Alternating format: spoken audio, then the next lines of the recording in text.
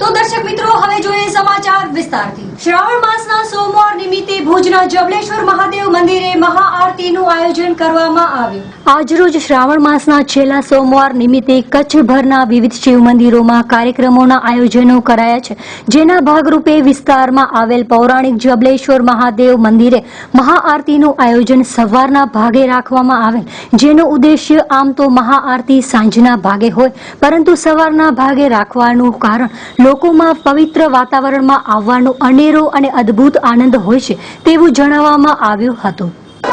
મારું નામ છે અનિલ ડાભી, સંગતિ ગ્રુપ જ્યેષ્ઠાનગર ભુજ।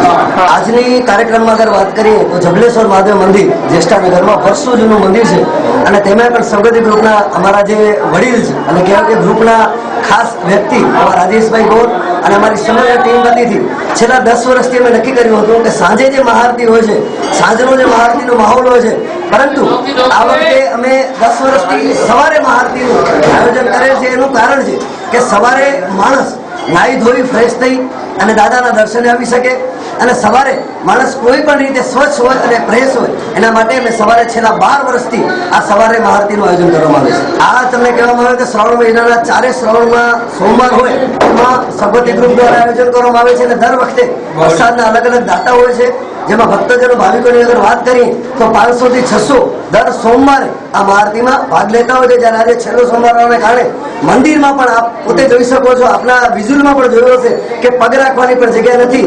આ જ એક ભક્તિનો માહોલ સંગતિ ગ્રુપ દ્વારા ઉભો કરવામાં આવે છે। બીજું, સંગતિ ગ્રુપ દ્વારા જન્માષ્ટમી હોય ત્યારે મટકી ફોડનું રાત્રે આયોજન હોય છે, જેમાં પણ 4 મટકી અલગ અલગ રીતે ફોડવામાં આવે છે। પહેલા નાના બાળકને કૃષ્ણ બનાવવામાં આવે, ત્યારબાદ અહીંયા કૃષ્ણ જન્મોત્સવ ઉજવાય, ત્યારબાદ મટકી ફોડવામાં આવે છે। અને બીજું કે હવે ગણપતિ મહોત્સવ આવે છે ત્યારે સમગ્ર કચ્છમાં એક માહોલ હશે ભક્તિમય, ત્યારે સંગતિ ગ્રુપ દ્વારા 5 દિવસીય ગણેશ મહોત્સવનું સ્થાપન એ પણ જબલેશ્વર મહાદેવ મંદિર પાસે કરવામાં આવશે। તો ભુજની જાહેર જનતા રાત્રેથી સંગતિ ગ્રુપ અને રાજેશભાઈ ગોરતીથી મારું આમંત્રણ છે કે આ ગણેશ ઉત્સવમાં પણ પધારો અને ભક્તિમય માહોલનો મજા લો।